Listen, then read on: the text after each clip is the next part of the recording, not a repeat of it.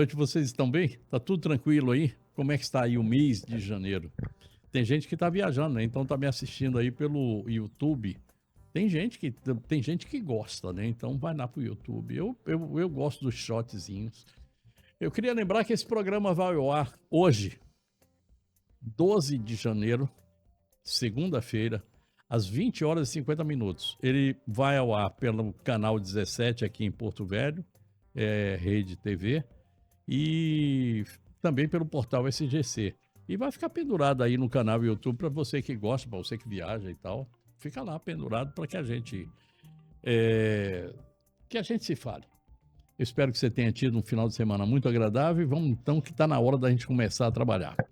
A semana passada, há muito tempo a gente tem um problema sério aí com a direita e a esquerda no Brasil. Uma polarização que levou ao 8 de janeiro. 8 de janeiro, aquela data em que em 2022, 3, o pessoal foi lá para a porta dos três prédios do governo, os três prédios federais, né, em Brasília, no dia de domingo de tarde. E aí deu aquela arruaça, aquela confusão, muito menor do que o que já fizeram, por exemplo, o MST, que já entrou e derrubou um carro, virou um carro que estava lá para ser sorteado no Congresso. Enfim, teve muita coisa aí assim. Mas o governo, o establishment, fez o seguinte: nós vamos pegar esse pessoal aí agora com vontade. Se eles estavam querendo implantar uma ditadura, nós vamos botar a ditadura neles. E colocaram. Bolsonaro está lá com 27 anos e 3 meses de pena para cumprir. E nessa história de Bolsonaro, tem Bolsonaro e tem mais gente, mas eu vou ficar aqui atento, vou me ater aqui ao Bolsonaro, porque o fato que eu trago aqui hoje tem a ver com isso. O Bolsonaro pegou 27 anos e 3 meses de prisão e está numa delegacia da Polícia Federal lá em Brasília, numa sala pequena e tal, e ele tem uma série de comorbidades de saúde. Ele foi esfaqueado lá pelo Adélio Bispo durante a campanha, 2018, e a partir daí ele tem uma série de sequelas. Imagina só, às vezes você cai, quebra o braço e o braço vai ficar torto pro resto da vida. Cai, quebra um dedo e o dedo também fica torto. Imagina o cara que toma uma facada no estômago, né, naquilo que o nordestino chama de boca do estômago, lá de baixo para cima, e que teve que fazer uma série de cirurgias. Eu acho que já são 11, 12 cirurgias que ele fez a partir daí, nesse curto período. E isso afeta a cabeça do camarada e afeta o físico dele. Ficar preso sem a família, depois de ter sido presidente do Brasil, numa cela pequena, não é fácil. Então, durante a noite, apesar de toda a assistência médica que ele tem, ele se levantou e parece que caiu. E aí, o Conselho Federal de Medicina recebeu uma denúncia de que tinha havido desídia, o esquecimento, enfim, que os médicos não teriam atuado da forma como deveriam. E o que é que fez o CFM? Fez aquilo que deve, ou seja, mandou fazer uma investigação. Mas isso aí abalou o espírito belicoso do Alexandre de Moraes. E o Alexandre de Moraes mandou dizer o seguinte: eu não aceito essa interferência do CFM.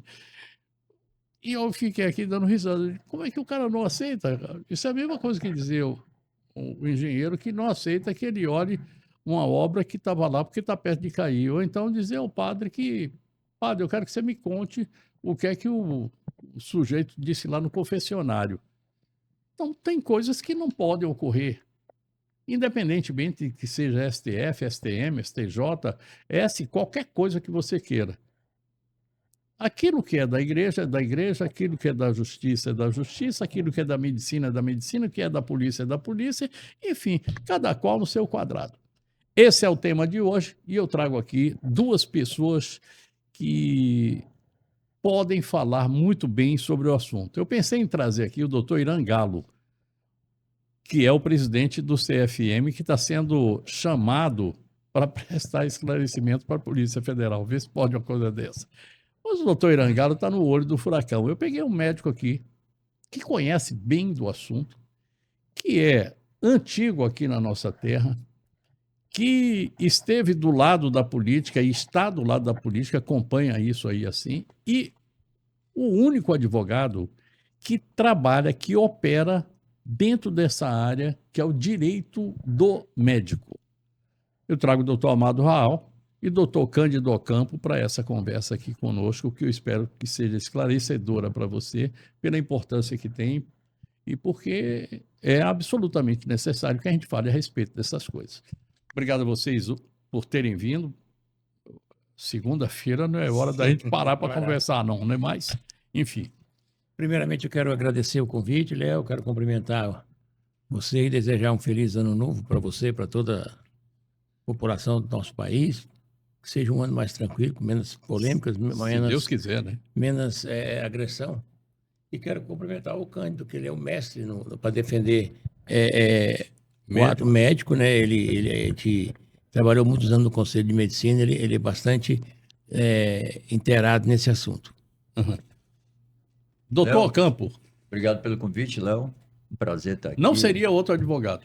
É um prazer estar aqui com você, doutor Amado. Já conheço muitos anos, tenho uma admiração, não só competência como profissional médico, como administrador também, um grande administrador de hospitalar, que é um dos melhores diretores da história da administração do hospital de base. Concordo. E todo mundo fala aqui que administrar um hospital de base é mais difícil do que ser secretário de saúde do Estado. Verdade. Porque lá é um órgão executivo, de execução, quer dizer, não é de retórica, muito menos. Não há nada abstrato no hospital de base, pode ter certeza. É verdade. Nada teórico lá, tudo é para hoje, para ontem. E o doutor Amado tem um histórico muito positivo de administração lá. Então, para mim é uma honra, uma satisfação, um prazer estar aqui discutindo esses assuntos que você acabou de abordar. Só para lembrar aqui, Amado foi diretor do Hospital de Base e concomitantemente diretor do João Paulo. Os dois. E do Oswaldo Cruz. Do Oswaldo Cruz. Tudo junto ao mesmo tempo agora. Não, Oswaldo Cruz não, mas o João Paulo e o HB foi. Foi, né? Foi. E depois você foi Oswaldo Cruz e HB. Você teve uma passagem pelo Hospital Cosme e Damião também? Não, o Cosme Damião era um hospital pediátrico, ele não era, não fui. Não foi, né? Agora, quem construiu o Cosme Damião foi na nossa administração, lá eu, o secretário com o governador, foi uma verba que veio das usinas. E o governador, onde é que vamos investir no Cosme Damião? Porque o Cosme Damião era uma casa, né? Isso. Então, nós ficava aqui na Rafael, né? Na Rafael. Aí era uma casa que transformaram aqui no hospital e transformaram em hospital pediátrico. E naquela ocasião, as crianças ficavam no chão, porque era uma casa pequena, né? Ficar no chão, mas se tiver atendimento, está tendo atendimento. Eu falei com o governador, nós vamos pegar uma verba dessa aí, vamos construir um hospital pronto-socorro e eu daria para ele o espaço lá no hospital de base, uma área do hospital de base, um terreno, né? Para a gente construir. Governador, nós estamos falando de Ivo Cassol. Ivo Cassol. Isso, que faz uma falta na política que não tem mais tamanho. Verdade. Fazer um brinde aqui ao Ivo Cassol. A nós todos é o Ivo Cassol. Mina Linda, melhor água do estado de Rondônia.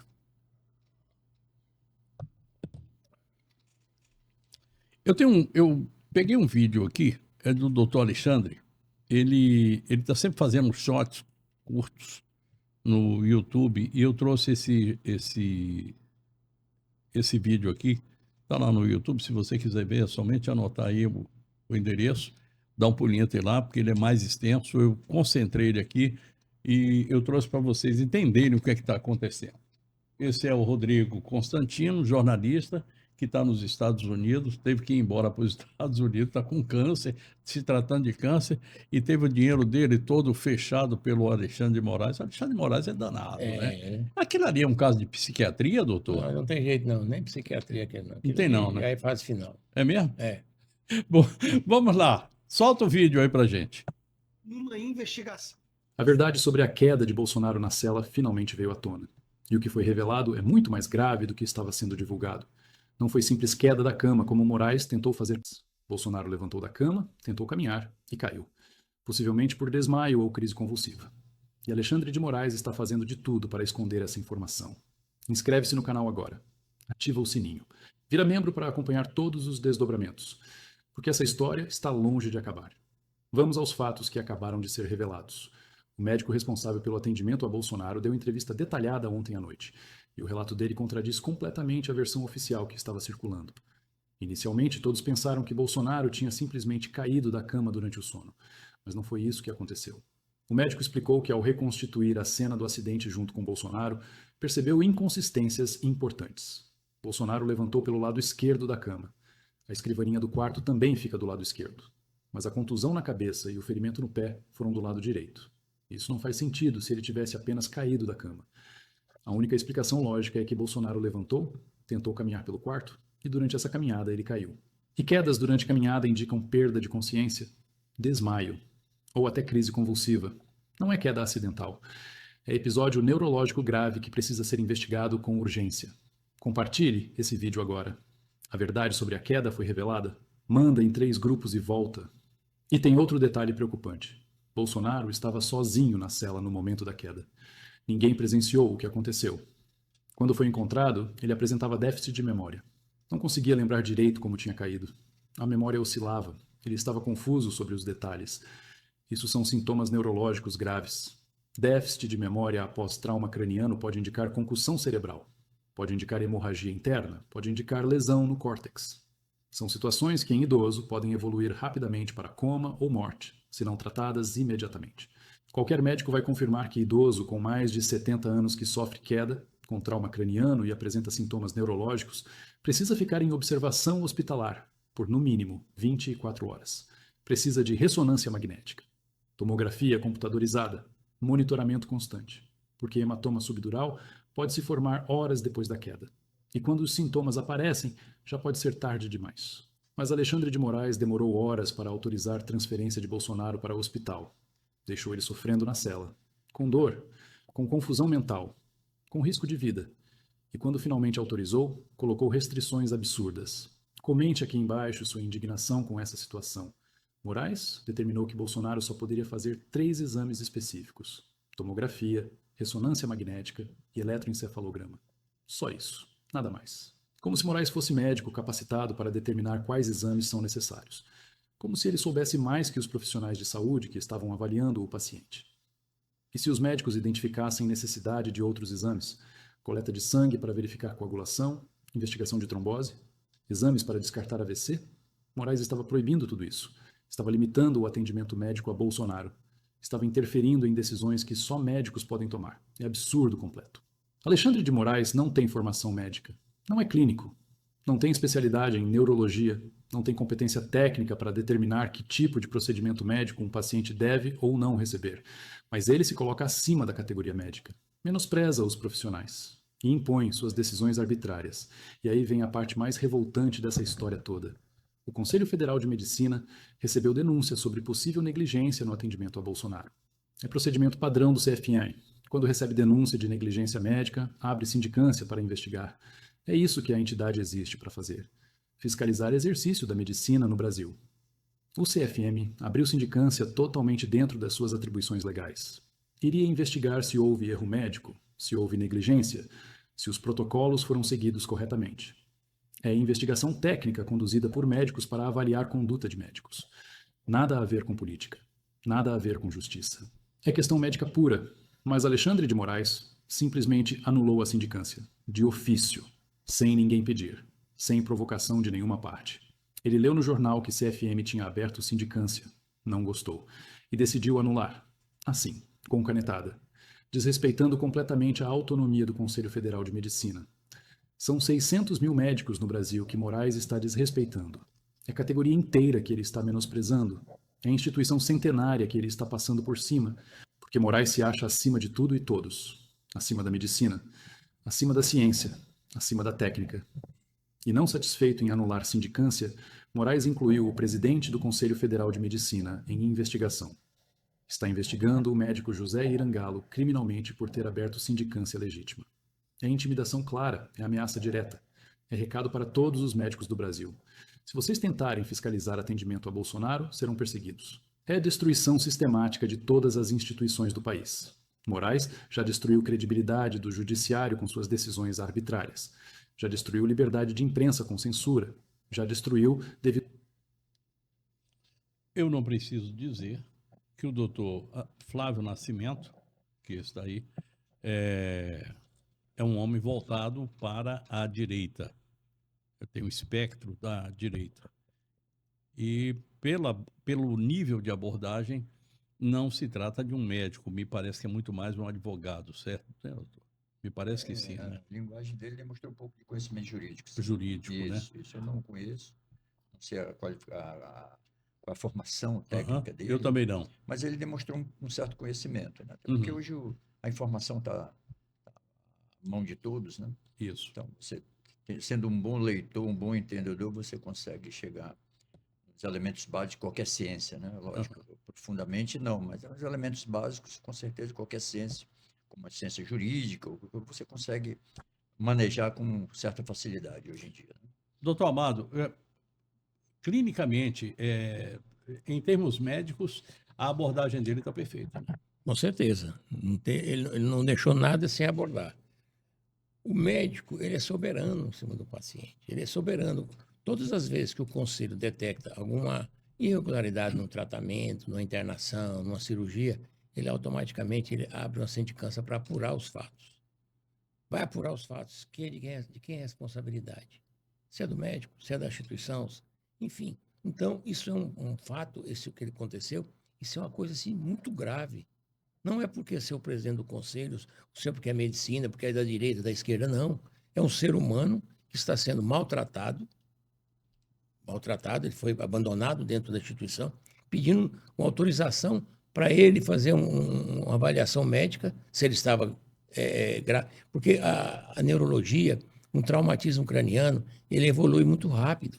Porque você tem um traumatismo craniano, tem que ficar no mínimo, a gente fala 24, 48 horas de observação. Se ele não acontecer nada, ele está bonzinho, mas ele pode ter um problema mais sério no crânio dele. Mesmo mais tarde.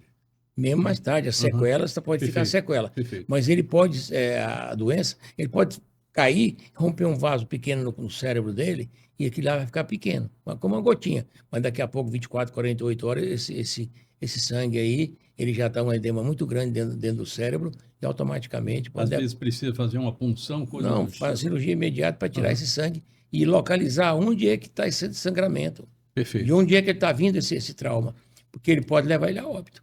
Eu vou pedir um minutinho aqui para vocês, eu vou trazer o recado de Hospital de Olhos Veloso, já estamos falando de medicina, está na hora de falar de Hospital de Olhos Veloso.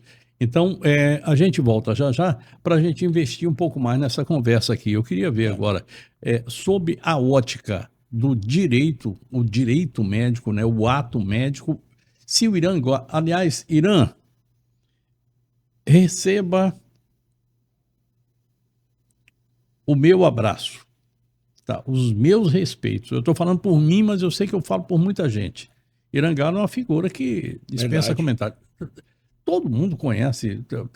Se o Irã Irangalo... não ia fazer nada para prejudicá-lo. Perfeito. E se o Irã tem duas coisas que você pode colocar, além da competência médica, que eu não julgo, porque eu não sou médico, mas uma é o seguinte, é a ética na vida pessoal e na vida médica. E a outra coisa que ele tem é humanidade no trato. Claro. Que é uma coisa que ele fala sempre para alunos de medicina, tudo isso, que são seus alunos também, né? Hospital de Olhos Veloso, e a gente volta já. Eu sou filho do Hospital de Olhos Veloso. Então, quando eu venho para esse hospital, eu me sinto em casa. Quando eu terminei minha residência, eu fui para Curitiba fazer meu fellow. Os equipamentos que a gente via lá no Hospital de Curitiba, a gente tinha todos aqui no nosso hospital. Nós aqui sempre tivemos... alinhados com a tecnologia do que tem de melhor no mundo. Na terça-feira, 2 dias antes de começar a minha formatura, meu pai passou mal. E naquela hora eu estava com medo de perder meu pai. E a médica que nos atendeu, ela foi assim, de uma delicadeza, de um profissionalismo, que naquele dia eu fiz uma promessa com Deus. Não vou admitir um tratamento diferente desse que essa doutora teve comigo em relação aos meus pacientes. Isso para mim reforçou mais esse comprometimento.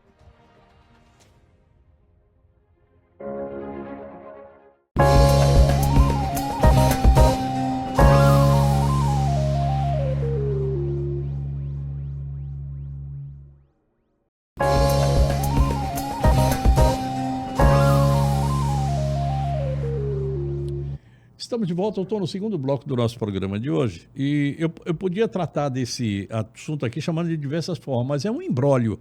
Eu acho que não tem outro nome para a gente falar a respeito dessa história lá do STF com o CFM. Desrespeito, eu acho que é o termo melhor para ser utilizado. Doutor Ocampo, você está acostumado a tratar exatamente disso. Você não atua na área do direito em outro campo que não seja o ato médico, né? Você opera com o médico. E o médico, ele sofre bastante, porque um ato dele pode ser julgado pela pessoa da família, por um policial, por qualquer pessoa.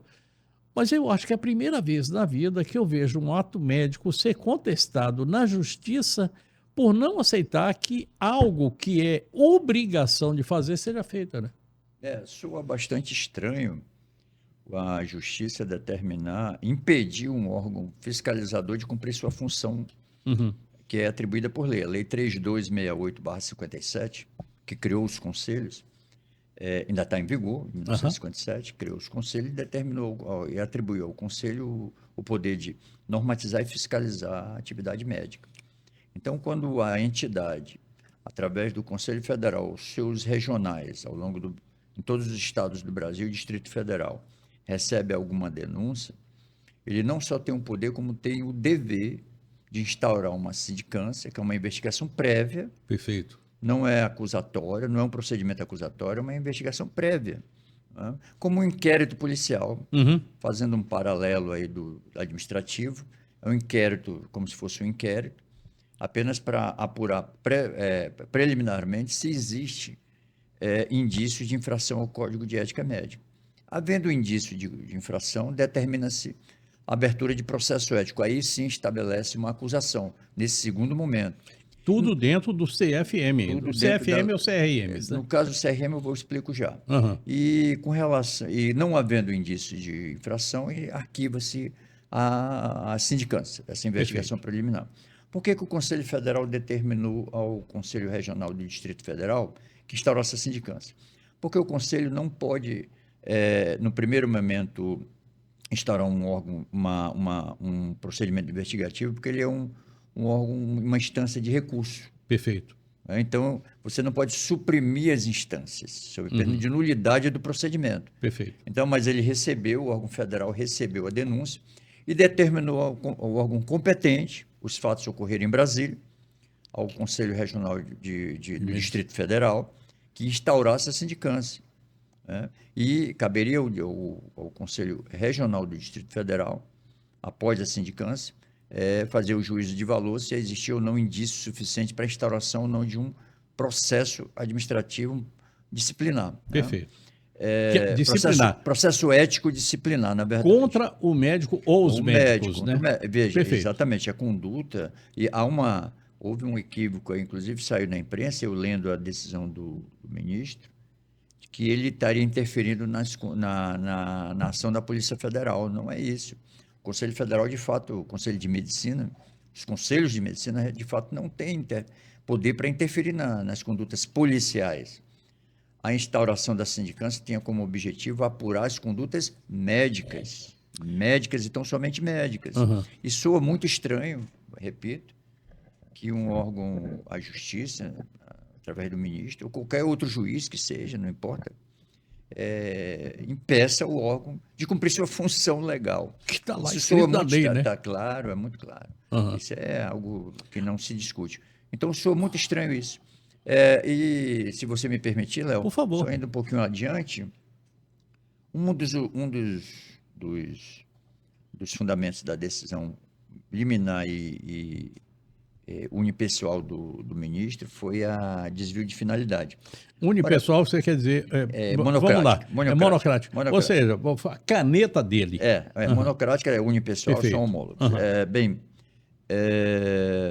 Veja, desvio de finalidade é algo que você precisa de uma investigação mais apurada para você chegar a um determinado... ter elementos suficientes para...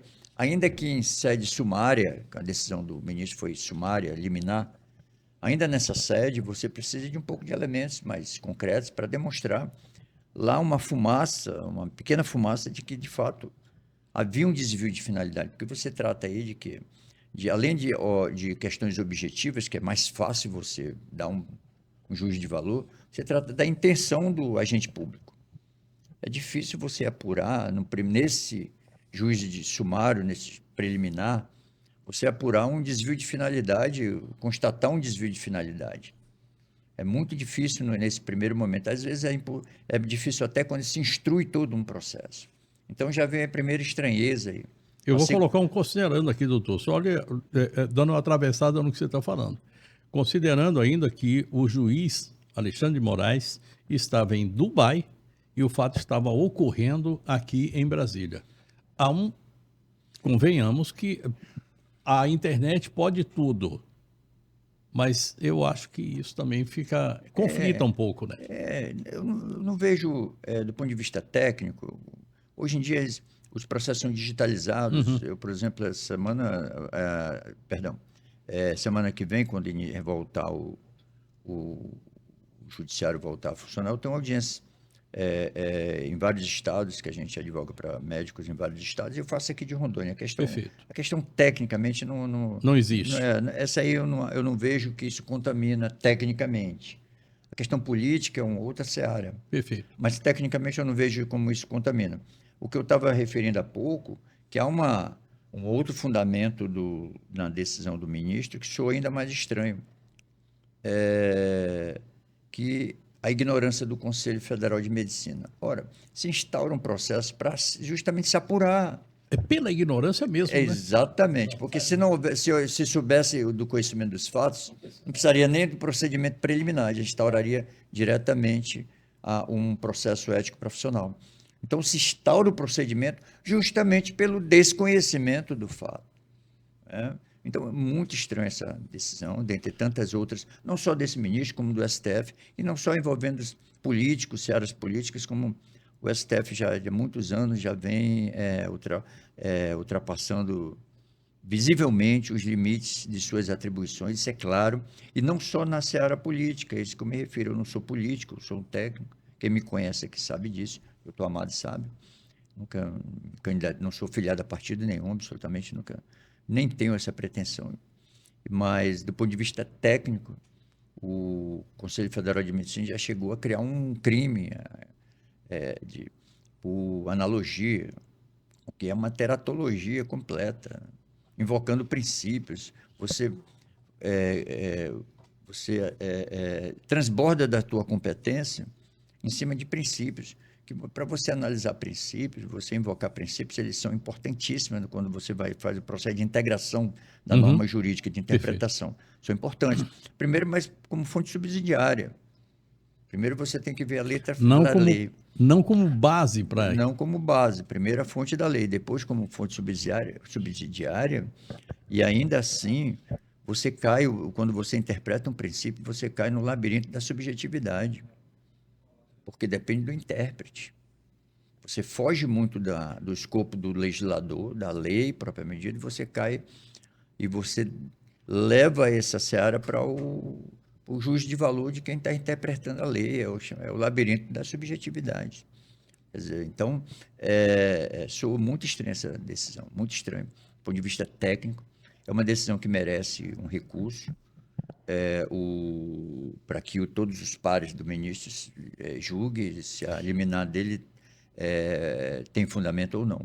O Irã será ouvido pela PF. Sim, veja, a decisão não é contra o presidente. Doutor Irangalo, é contra o presidente do Conselho Federal. A decisão, o ato foi institucional. Perfeito. Perfeito. Doutor Irangalo, não foi ele a decisão foi do presidente do Conselho Federal de Medicina, né?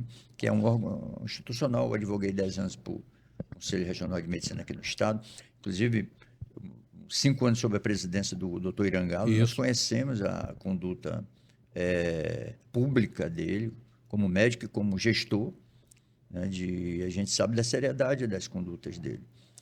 Provavelmente essa denúncia tinha característica mesmo, e a denúncia que eu me refiro de eventual negligência, imprudência ou imperícia médica, que obrigou o Conselho a tomar essa decisão, né, de instaurar uma sindicância preliminar, sem caráter acusatório nenhum. Eu vou avançar aqui só um minutinho, Gui. Eu vou avançar aqui só dizendo o seguinte: possivelmente esse ânimos furibundos do doutor Alexandre de Moraes pode ter se dado em função de que a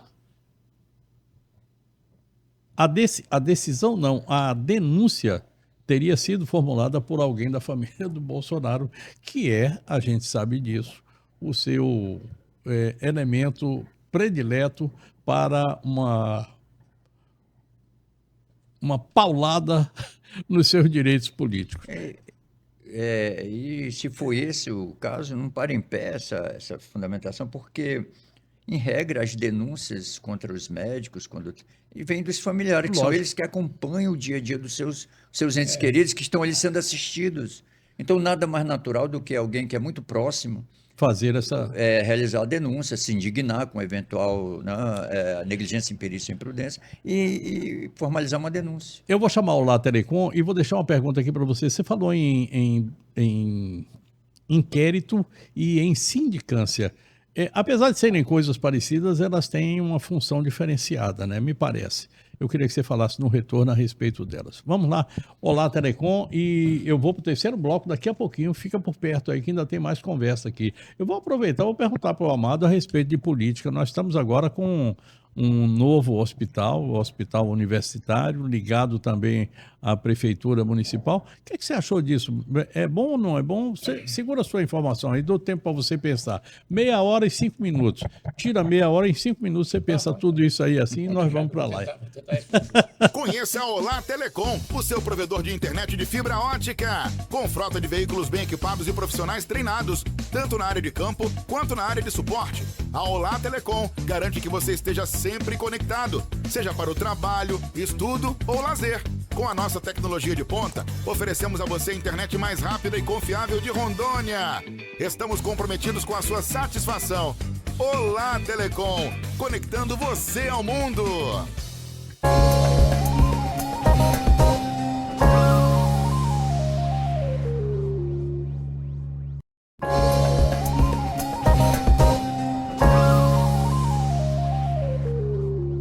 Estamos de volta, eu estou no terceiro bloco do nosso programa de hoje. Amado, eu queria que você pegasse, como a gente dizia antigamente, os meninos quando estavam jogando peão, pega o peão pela unha aí agora e me fala a respeito da parte médica. O que você viu dessa história? Bom, que é estranho, Agora, na parte médica tem coisa estranha também, não tem? O que deveria ter sido feito, isso é um ato de irresponsabilidade. Ele não tem que estar se metendo nisso. O Irangalo, ele não tem culpa porque ele é o presidente do conselho, ele responde pelo conselho. Responde por todos nós. A autoridade que está ali na Ele frente. responde por todos nós. Ou ele defende, ou ele acusa. Enfim, ele responde por todos nós. Uhum. O que ele fez é procurar saber as condições de saúde do ex-presidente. Isso não é nada de errado.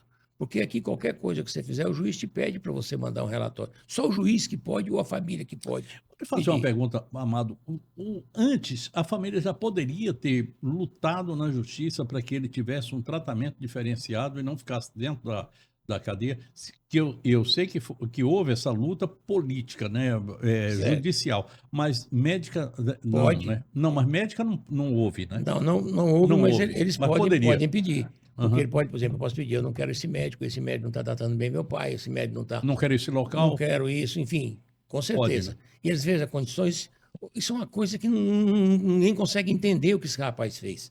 Esse ministro é louco, ele não é um cara normal. Porque o que ele vai bloquear porque eu for lá visitar, for lá ver se está certo o tratamento? Eles não foram fazer isso, é fazer um ato investigatório.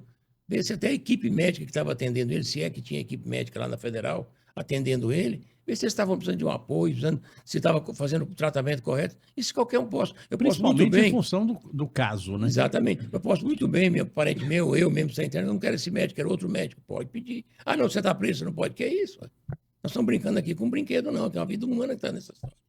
Isso é um ato que tem que ser feito de irresponsabilidade de uma pessoa dessa. Eu nunca posso negar de um outro médico vir atender o paciente. Se a família chamou, se os caras querem que o tratamento não está correto, se o homem está passando mal, se está complicando a vida do homem.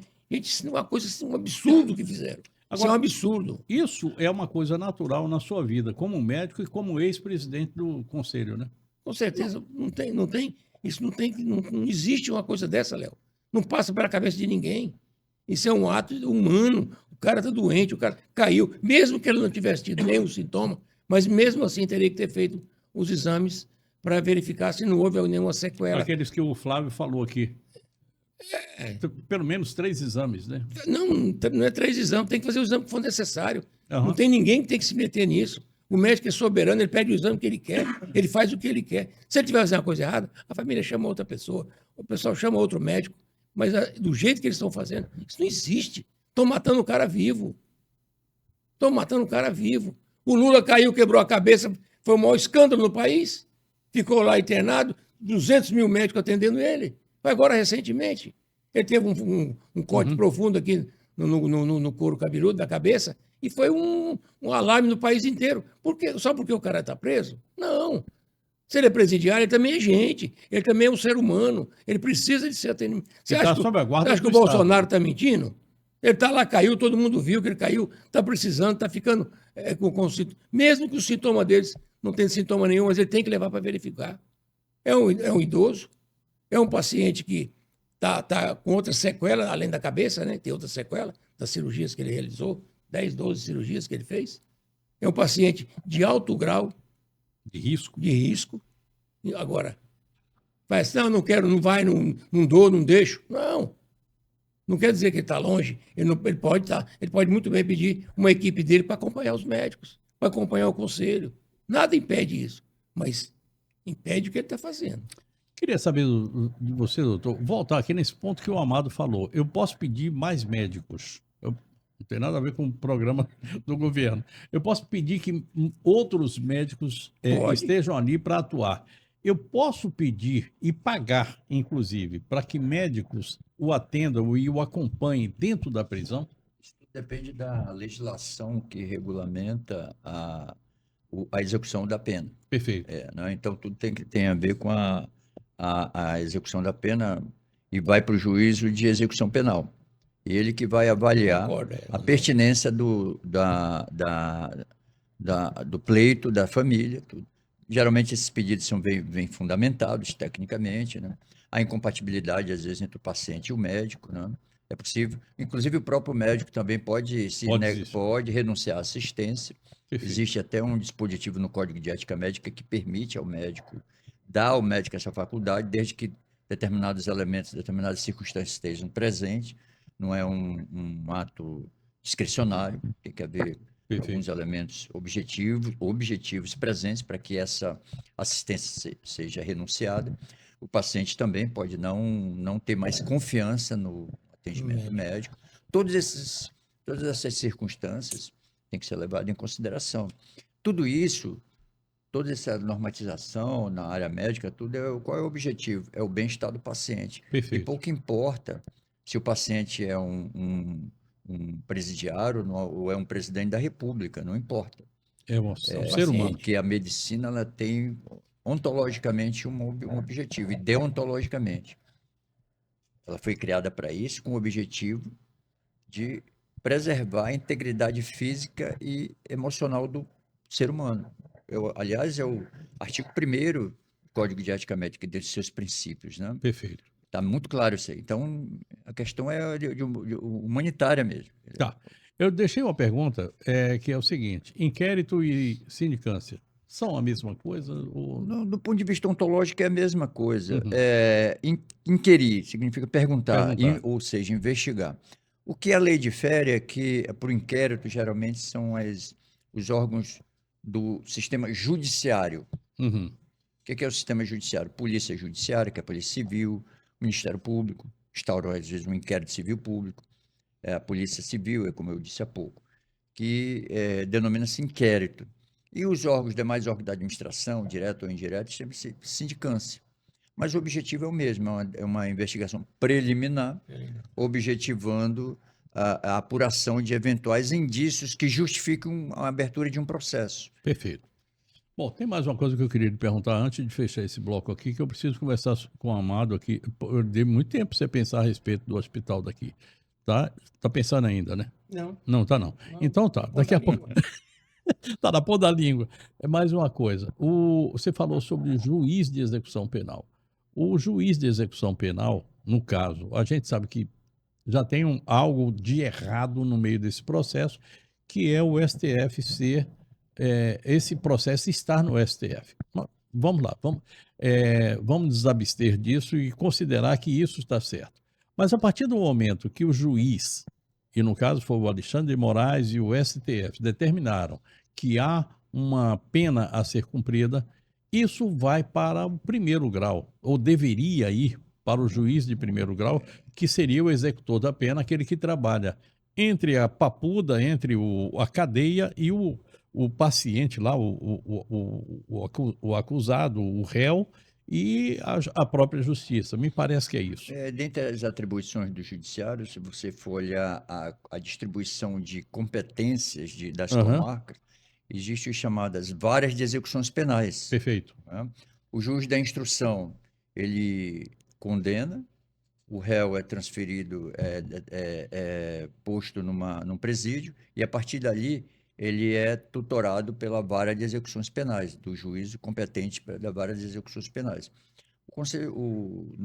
Nesse caso, salvo engano, eu não acompanho diretamente o caso, então eu estou aqui fazendo uma meia especulação. O Supremo avocou para si essa competência, né? O que tornou de uns anos para cá meio que normal esses avocamentos de competência. Normalização, né? A normalização do absurdo, meio kafkiana, aquela coisa de normalizar o absurdo, né? Isso. É bem kafkiano isso.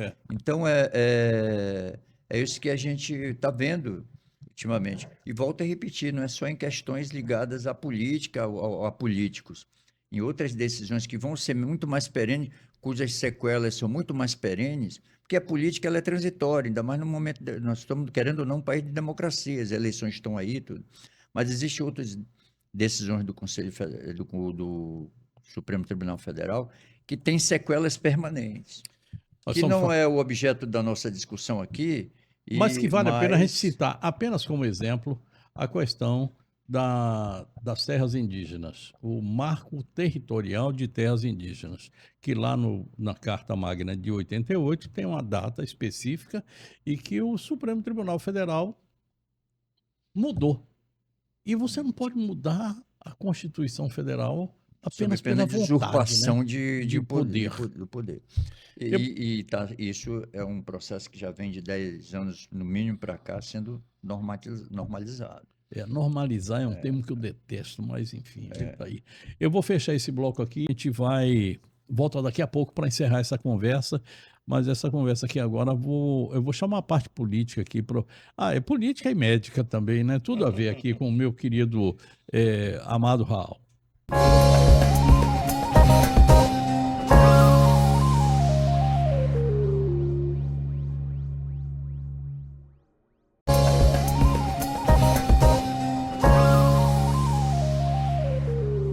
Estamos de volta, eu estou no quarto e último bloco do programa de hoje. E, Amado, há algum tempo a gente vem reclamando aqui de que de que Porto Velho não tem um hospital municipal.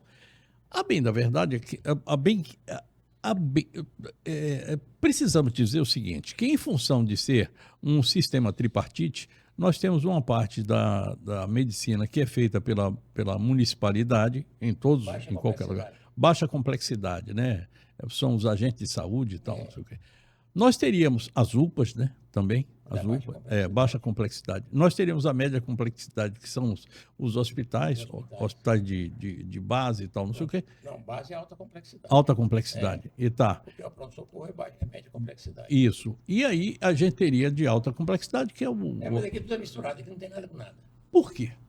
Porque não existe a política correta. Porque nós temos aqui o hospital de base, que ele atende tanto a municipal, como a estadual, como a federal. Atende tudo. Perfeito.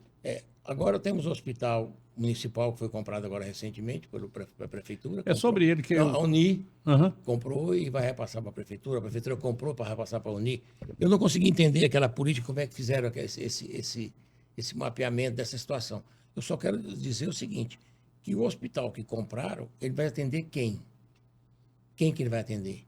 Qual o volume de paciente? Porque o município não atende. Tem 50 leitos. Nós temos no João Paulo 150 leitos e tem 150 no chão.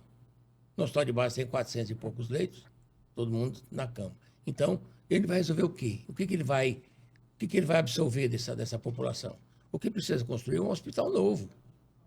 Não pode construir, vou construir um pronto-socorro. Não existe mais construção de pronto-socorro. É hospital e pronto-socorro, tudo dentro de um bloco só. Não existe mais. Para unir, que tem um curso de Medicina. há a necessidade de ter um Está hospital. ótimo para ela. Para atender os alunos dela, tá bom. Perfeito. Tá bom. Aham. Agora, para fazer um hospital que vai atender a população de Porto Velho, não vai atender.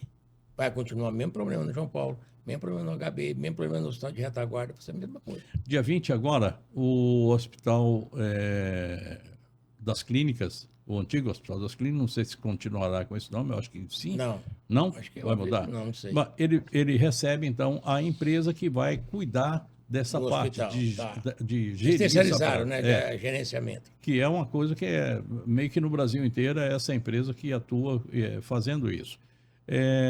Isso não vai resolver, segundo a sua Não visão? vai resolver se tem 50 leitos. Se tiver muito, 50 leitos. Eu falo porque eu construí o hospital. Eu era dono. Eu falo para você com propriedade. É um hospital bom, um hospital mais jovem, mais novo. Mas ele não comporta. Vai botar paciente no chão? Não sei. Vai atender quem? Só os alunos da Uni. Aí sim, aí eu fico calado. Por falar em hospital, eu vou chamar aqui um recado do Hospital Samar. Lembrar para vocês que o Samar você tem 3 unidades. Uma aqui em Porto Velho, aqui pertinho da gente. A outra em Ji-Paraná e a outra em Cacoal. Nas 3, o mesmo atendimento, o mesmo compromisso, a mesma forma de abordagem. A rede hospitalar Samar está presente nos principais municípios de Rondônia, com uma estrutura completa de serviços. Consultas médicas ambulatoriais, pronto atendimento 24 horas para situações de urgência e emergência, exames diagnósticos de laboratório e imagens com equipamentos de raio-x e tomografia modernos. Equipe médica especializada para a realização de cirurgias nas mais diversas áreas da medicina e os mais avançados tratamentos de alta complexidade, com a hemodinâmica para procedimentos de cardiologia, UTI neonatal e pediátrica, disponíveis no Hospital Samar Porto Velho. Reunimos os mais completos serviços de saúde em um só lugar, para sua comodidade. Seja em Porto Velho, em Cacoal ou em Ji-Paraná, você pode contar com os serviços de saúde da rede Samar, porque cuidar com excelência é o nosso propósito. Para mais informações sobre atendimentos a convênios e particulares, entre em contato através do canal de atendimento 0800 033 0393 ou em uma de nossas unidades Samar. Bom, o recado está dado aí para vocês, mas eu vou continuar com você aqui, Amado. Bom, esse assunto não resolve o caso de Porto Velho. Nunca. Agora, nós temos mais o hospital do Estado, o Euro, que era para ser, mas não foi. O Euro parece a viúva porcina, foi sem nunca ter sido. E agora? Não, o que acontece é o seguinte, é que os dirigentes, as pessoas que administram o Estado, eles mentem para a população. Disseram agora recentemente, em maio, que até dezembro tinha um hospital municipal funcionando. Novo hospital, novo pronto-socorro. Está acabando aí o ano já está. Teremos mais Primeiro ano já foi, primeiro mês já foi. E teremos 2 UPAs inteligentes. Sim, mas até Que agora também não tá tem. prometido. Mas a UPA não vai fazer uma cirurgia, não vai tratar. Vai ajudar, desafogar um pouco. Mas nós não temos. Para fazer um Euro, estão falando aí na imprensa, eu tenho visto na imprensa, que o governo do Estado comprou a faculdade, o Niron, para transformar num hospital.